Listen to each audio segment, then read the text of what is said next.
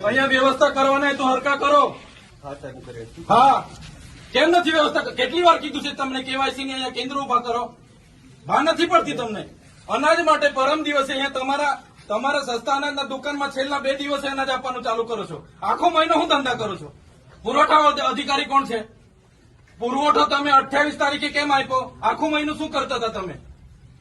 29-30 તારીખે અમારા લોકો અહીંયા ડેડિયાપાડામાં લાઈન પર હતા 5 કિલો ચોખા માટે.